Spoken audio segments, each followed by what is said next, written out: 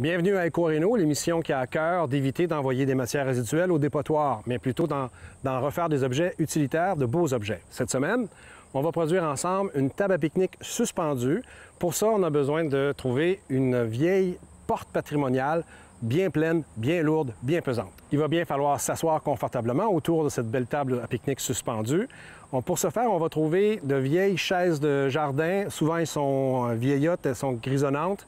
Il y a une façon de les récupérer et de les réutiliser pour être confortable lors de nos pique-niques.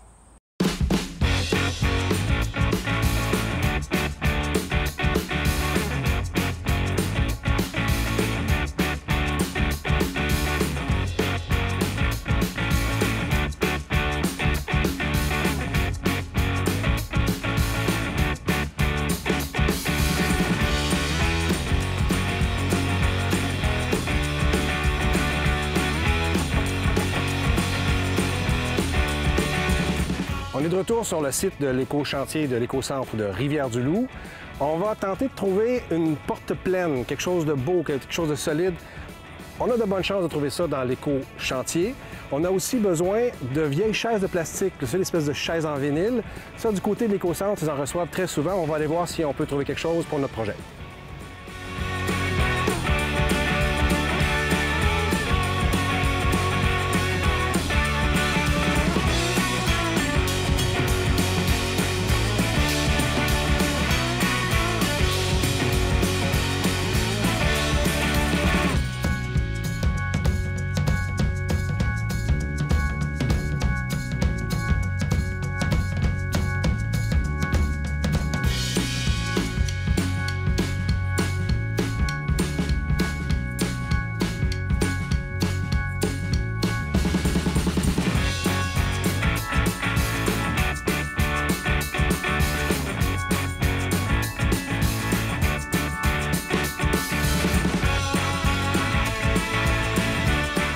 Pour l'épisode d'aujourd'hui, on a trouvé deux chaises en plastique similaires, sont pareilles toutes les deux.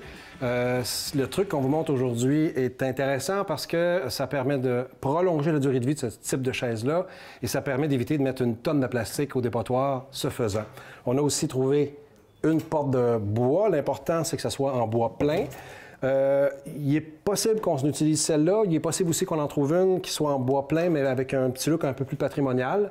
Mais le principe est là, une porte qui est lourde, qui est solide, qui est pleine.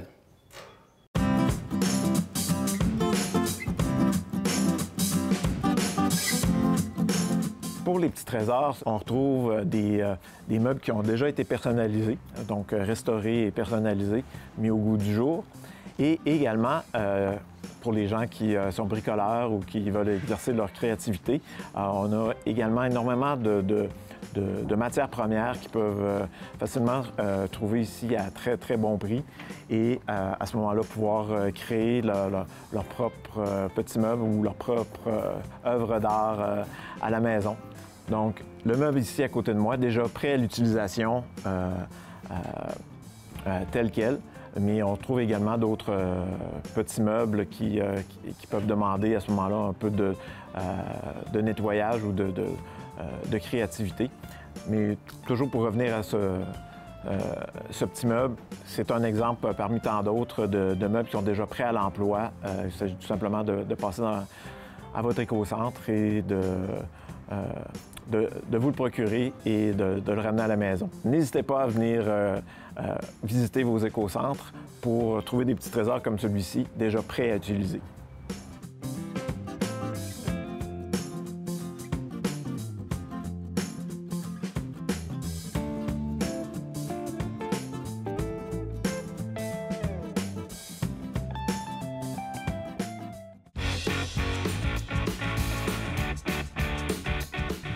Alors, on est au montage de notre table à pique-nique, mais qui est faite avec une base de porte en bois plein. Donc, on a trouvé ici à l'éco-chantier de Saint-Pascal, on a trouvé une porte patrimoniale pleine qu'on a préférée à celle qu'on avait aperçue à Rivière-du-Loup, qui était une porte pleine, mais à surface lisse, donc après vérification avec la famille. L'idée qu'on va avoir une table à pique-nique qui ne sera pas lisse, mais avec un petit peu tout le design patrimonial, ça plaisait à tout le monde. Donc, on va y aller avec celle-là. Pourquoi une porte pleine? C'est pour le poids. L'idée qu'on va on va suspendre une surface sur laquelle on va déposer des verres de jus de pomme, des assiettes de sandwich, etc. Il faut qu'il y ait un minimum de stabilité. Si on avait une porte vide qui pèse rien, un coup de vent, n'importe qui s'accroche dessus, il n'y a pas de tension sur les cordes parce qu'il n'y a pas de masse. Donc, on se retrouverait avec quelque chose qui est tellement pas stable, ça ne serait pas intéressant. Donc, vraiment une porte pleine. Ce qu'on a eu besoin pour réaliser le projet, évidemment, il a fallu, surtout parce qu'en fin de compte, on a pris la décision d'y aller avec une porte patrimoniale, il a fallu gratter énormément, donc ça nous prend un vrai grattoir. Quand on travaille un objet ancien comme ça, on découvre son histoire pendant qu'on est en train de travailler dessus. Le premier côté, la première surface que j'ai fait m'a pris quelques minutes. J'ai gratté un peu, j'ai sorti la ponceuse, le sablage. Je pense qu'en 5 minutes, j'avais terminé. Quand j'ai tourné de l'autre côté, j'ai compris que ça devait être une vieille porte extérieure, puis que là, j'étais du côté extérieur de la porte. Il y avait eu toute une histoire de plusieurs couches de peinture, puis il y avait des vieilles couches qui écaillaient, puis des nouvelles couches qui écaillaient pas du tout. Bon, là, on en a gratté un coup, et quand on avait la chance d'avoir une sableuse comme ça, que vous voyez, qui finit, parfois elles sont rondes, hein, puis sont rotatives, mais celle-là finit par une pointe. Ça a été fort utile. Ça nous a permis d'aller vraiment dans les coins, parce qu'on a tout le design de la porte patrimoniale, d'aller vraiment dans les coins pour sabler le mieux possible. On n'aurait pas pu faire ça avec une sableuse rotative ronde. Ça a été très, très utile, ça. Il nous a fallu, évidemment, donc, gratter, sabler. On se souvient que le concept, c'est d'y aller avec une corde qui va venir s'attacher à la porte. Donc, il faut absolument avoir une perceuse. Et une perceuse avec un bon choix, différents choix de mèches pour percer, parce que l'idée, c'est de s'assurer qu'on va percer quelque chose qui n'est pas beaucoup plus large que la corde. On ne veut pas se retrouver... C'est plus esthétique si la corde a l'air d'être bien ancrée, bien serrée, que d'avoir quelque chose qui serait complètement lousse là, dans un trou. Ça ne serait pas beau, ça ne serait pas agréable, ça serait moins stable en plus. Donc, un bon choix de mèche pour avoir quelque chose qui correspond à la corde. Quand on a défait cette section-là, quand on a défait la poignée, évidemment, on avait la poignée qui était là. Donc, pour arriver à une surface, la première chose qu'on a dû défaire, c'est la poignée de porte. Alors là, on a vu que c'était du patrimonial. J'ai perdu quelques minutes. Je me souvenais même pas qu'à l'ancienne, on pouvait carrément avoir des systèmes de porte où non seulement il y a l'ancrage qu'on connaît ici là, pour aller visser pour que la poignée soit stable, mais que d'une poignée à l'autre, il y a carrément un système de vis inversé. Alors, c'était pris solide. J'ai changé des poignées de porte modernes des dizaines de fois. Là, j'étais là, c'est bien dur. Quand on voit ça, on est toujours un petit peu étonné à quel point les choses étaient conçues pour durer littéralement 100 ans. Il n'y a rien là-dedans, regardez ça. C'est massif, c'est fait en acier, c'est vissé ensemble. C'est pas étonnant qu'il y a des portes de vieilles centenaires qui ont encore la même poignée de porte depuis 1902. C'est vraiment conçu pour ça. On a des choses à apprendre de ça. Quand on parle actuellement de désuétude programmée, mais c'était pas mal le contraire il y a 80, il y a 100 ans. Je pense qu'il y a des choses à apprendre de ça encore aujourd'hui. Cette section-là, on pourrait décider d'aller la revisser parce que là encore, c'est conçu pour durer une éternité. Hein? C'est vraiment pas placé. On est loin d'être dans du plastique. Il y a des épaisse, c'est solide. C'est une question d'esthétique, c'est un choix. Personnellement, ce qu'on a choisi de faire en famille, c'est qu'on va continuer à sabler ça ici, puis on va mettre une espèce de potée de bois pour faire éviter que la pluie, que l'humidité rentre constamment dans le trou, puis que ça fasse une semi-surface lisse qui ne contiendra pas ces morceaux-là. Mais encore là, quand on fait du vieux comme ça, c'est des questions de choix, d'esthétique, puis ce qu'on nous, on préfère en termes d'apparence. Pour finir avec la poignée de porte, notre fameuse poignée de porte qui va durer encore des centaines d'années, vous pouvez voir sur le web, il y a une très bonne idée, c'est de récupérer ces morceaux-là, qui encore une fois sont vraiment très solides, pour aller les visser sur une surface. Ça peut être une petite porte, une ancienne porte de pharmacie. Il y en a qui prennent qui utilisent carrément un cadre avec une petite fenêtre patrimoniale et ils viennent visser d'anciennes poignées de porte à la base et ça devient carrément d'excellents supports à manteau. Et ça fait très beau. Donc là encore, quand on travaille avec de vieux morceaux, les accessoires autour, on n'est pas obligé de les jeter aux poubelles, on peut les récupérer dans d'autres projets. Bon, donc, on a travaillé à gratter comme il faut. OK? On voit on est avancé, il n'y a presque plus rien qui arrache. On a poncé comme il faut. Et là, on s'est assuré, vous voyez, ici, j'ai déjà inséré une corde, mais aux quatre coins. Et là encore, là, il y a eu un petit moment de surprise. Les cadres sont absolument pas standards. C'est-à-dire que la planche qui est là par rapport à la planche à l'autre extrémité de la porte, les côtés ici c'était presque 4 pouces et un quart, ici c'était 3 pouces et un quart. Donc, il a fallu s'ajuster pour s'assurer qu'on fasse quelque chose qui était esthétique, qui avait l'air d'être pareil aux quatre coins, mais il a fallu adapter en fonction de ce qui avait été fait à l'époque. Donc, on vient percer. Et là encore, on se souvient, on vient percer avec quelque chose qui a une largeur similaire à sa corde. Puis, on vient simplement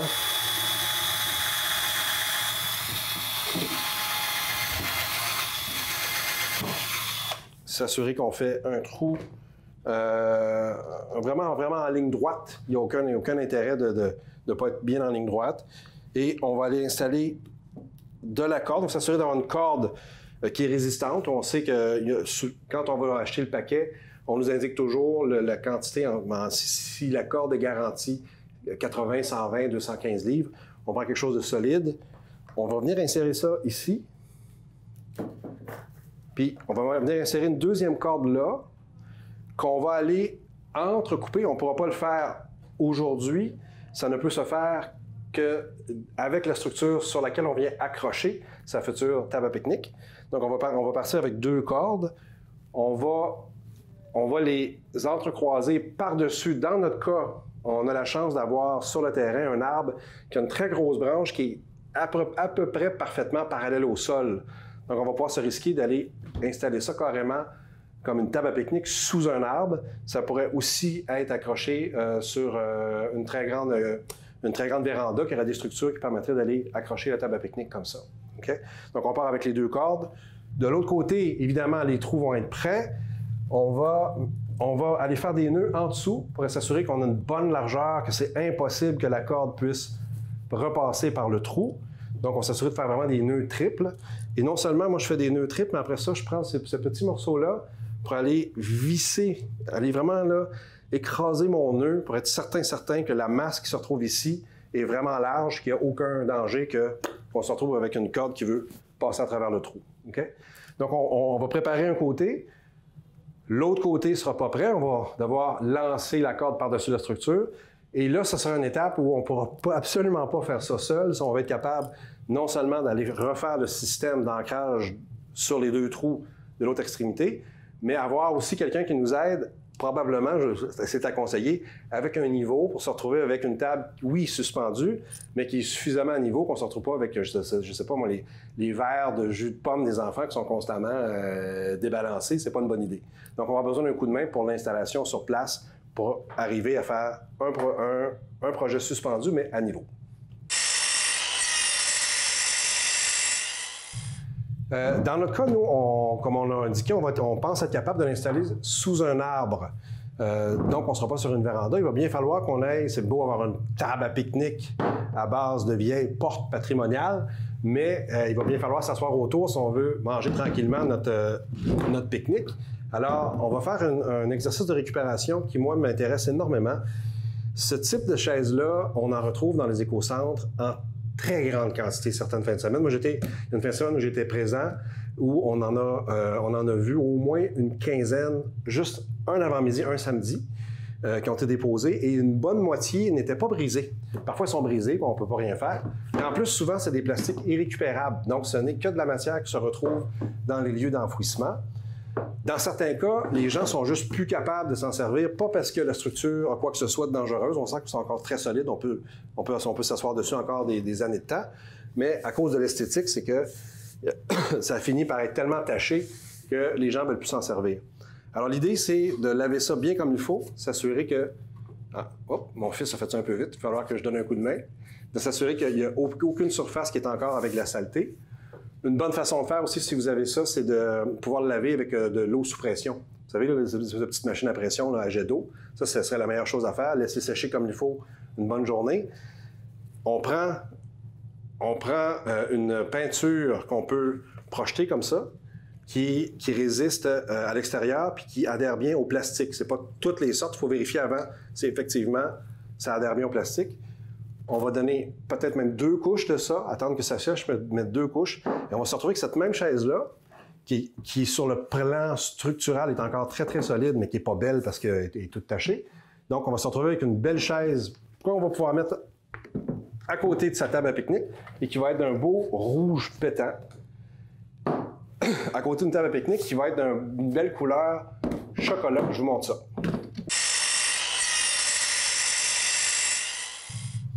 Alors, on vient de parler ensemble du beau rouge que j'appelle rouge pétant qui va nous servir pour redonner une deuxième vie à notre chaise en plastique, notre chaise de vinyle.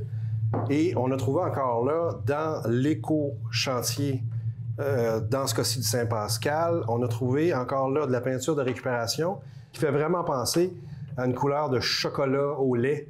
Alors, quand j'ai dit ça, encore une fois, à mes enfants, qu'on allait avoir une table à pique-nique suspendue, couleur chocolat au lait avec des belles chaises rouges pétantes autour, ils ont tous trouvé que c'était une super idée. Ce qu'ils ne savent pas, c'est que c'est un hasard, c'est qu'au fond, on a fonctionné avec ce qu'on a trouvé, mais ça va donner un résultat qu'ils trouvent absolument enthousiasmant de leur part. Alors, puisqu'ils sont enthousiasmés, ils vont m'aider sûrement à monter la fameuse table quand on va être prêt à l'accrocher à l'arbre. Alors, il nous reste à peinturer cette belle surface-là avec la peinture d'extérieur de couleur chocolat au lait. Il nous reste aussi à utiliser la peinture qui n'est pas une peinture de récupération, mais qui est une peinture qui adhère au plastique, mais qui va nous permettre de redonner une deuxième vie à nos fameuses chaises de vinyle qui vont nous servir pour faire un bel agencement de pique-nique. Donc, on va avoir le plaisir de demander un coup de main probablement aux voisins pour installer ça à niveau, pour pouvoir faire des pique-niques agréables sous l'arbre pendant tout l'été.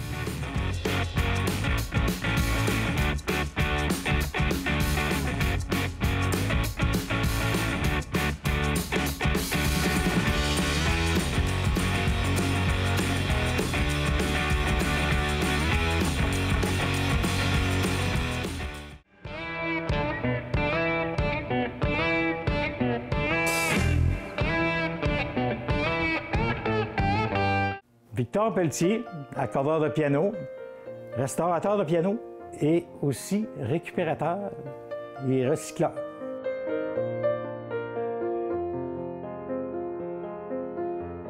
Le recyclage, c'est venu quand je restaurais des pianos.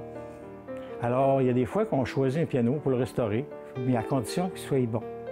S'il n'est pas bon, on défait le piano, mais on ne le remonte pas. Par contre, on peut garder le bois et faire des choses avec le bois. Il y a beaucoup de bois intéressants. Il y a du bois d'orme, il y a du tulipier de Virginie, il y a du merisier, il y a de l'érable à sucre, il y a de l'épinette. Et puis, il n'y a pas trop de clous. Alors, il y a du bois qui est récupérable pour faire des tablettes, pour faire des différentes choses, des tables de salon, des bases de fauteuils, des petites armoires pharmacie, plein de belles choses. Alors, le bois qui vient des pianos, c'est du bois de qualité, mais il y a aussi des bois que je vais récupérer dans les éco-centres, des beaux morceaux de bois qu'on va mettre de côté. Alors, je pourrais faire des choses avec ça intéressantes. Et je vais récupérer aussi le cuir de meublement. Le cuir, c'est un matériau qui est noble. C'est un matériau où on peut le corriger.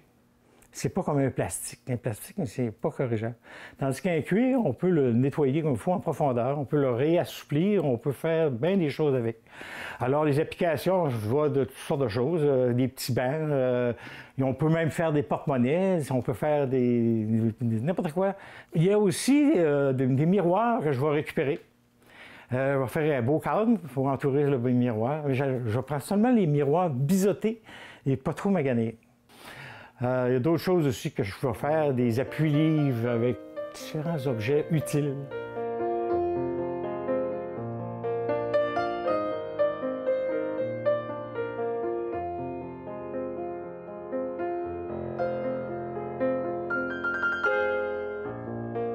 Le premier morceau que j'ai transformé, j'ai fait un porte-journal. Ensuite, j'ai fait des appuis-livres. À un moment donné, j'ai fait des petites tables avec des pattes françaises. Je me suis mis à faire toutes sortes d'affaires. Et à force d'en faire, on vient qu'on trouve des idées. Puis maintenant, ben, des idées, je vois quelque chose qui va traîner quelque part, je vais dire « Ah, ça, on peut faire quelque chose avec ça. » C'est possible, c'est vraiment possible. Je vois tout de suite. À force de voir des choses, on finit par voir la destinée où ça pourrait servir. C'est important de récupérer. Sinon, on ne peut pas tout enfouir ce qu'on achète. Si on répare des fois, quelque chose de brisé, des fois, c'est pas grand-chose. Il s'agit de prendre le temps de voir. C'est comme dans un piano. Il s'agit de voir qu'est-ce qui va pas. On finit par réparer, on finit par trouver le problème. Puis, alors, il jette des choses qui sont seulement brisées un petit peu. C'est récupérable, c'est réparable et ça peut donner une seconde vie. Les objets peuvent durer beaucoup plus longtemps qu'on s'imagine. Sauf des choses qui sont vraiment avec des choses qui sont faites avec des matériaux peu nobles, là, si on peut dire, les plastiques, ces choses-là, ça va se détériorer vite et ça ne se récupère pas. Mais des matériaux comme le bois, le métal, certains métaux qui sont utile, on peut faire des choses. Le cuir d'ameublement, c'est encore possible de faire des choses avec ça. Et puis, il y a tellement de belles choses qu'on peut faire avec des miroirs, il y a de la vitre, on peut faire des serres avec des grands thermos, on peut faire des choses qu'on ne s'imagine pas, finalement. Mais à force d'imaginer, on va découvrir un éventail de plein d'affaires utiles qu'on peut se servir dans la vie de tous les jours, puis qu'on n'a pas besoin d'acheter. Il s'agit juste d'être clairvoyant un peu, puis voir des choses qui sont récupérables. Moi, je fais partie de ces gens-là. En tout cas, s'il y en a qui veulent s'adonner à ça, je les encourage fortement.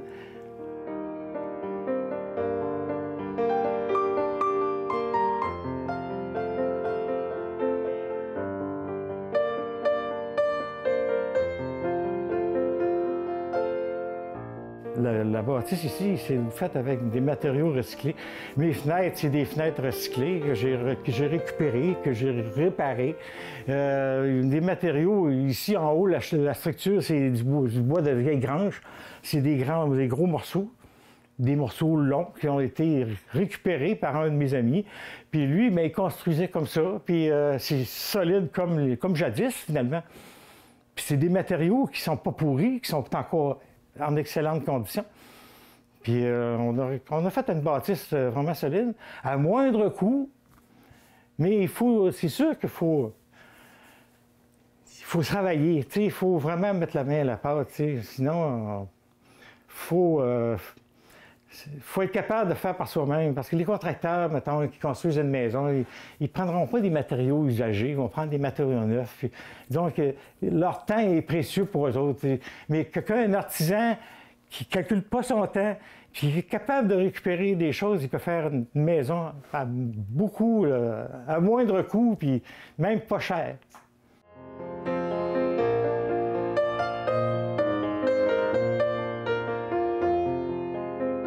On est toujours fiers de ce qu'on fait, puis surtout quand les gens nous disent que c'est une bonne idée.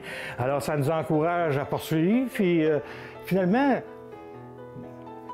le bonheur se trouve dans des petites choses comme ça bien souvent. Quand les gens trouvent que c'est quelque chose de le fun, c'est pourquoi tu as fait ça, c'est vraiment beau ce que tu as fait. C'est beaucoup plus intéressant que la personne qui va magasiner, regarde ça, ouais, il va payer, puis il va s'en aller. Et là, il y a quelque chose qui est fait avec la récupération, puis c'est fait par quelqu'un qui connaît, c'est fait par... Bon, puis en plus, c'est réparable, c'est encore réparable. Allons-y, c'est une carte d'atout finalement. Il ne faut pas jeter nos cartes d'atout.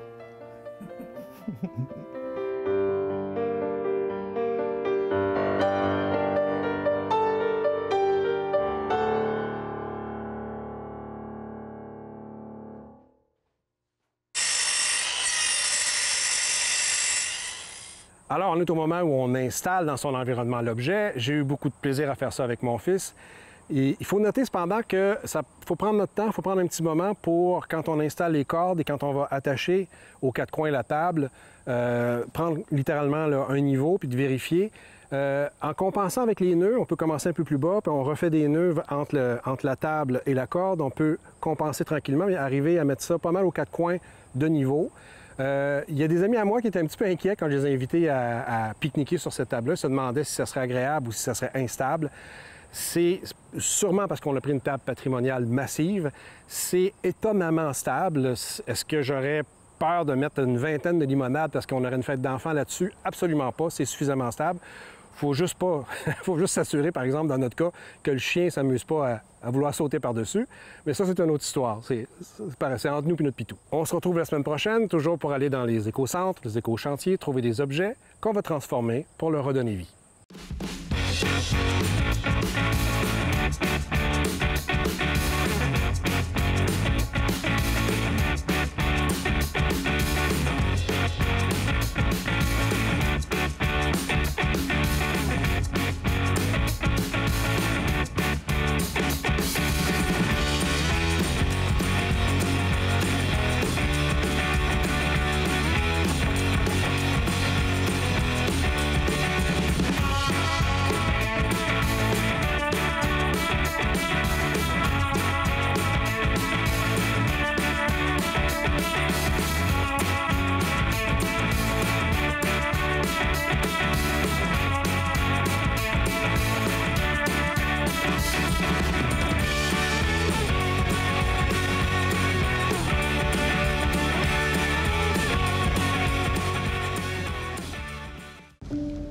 J'espère que vous n'avez pas la tête ici. Ici. Ici. Ou bien ici.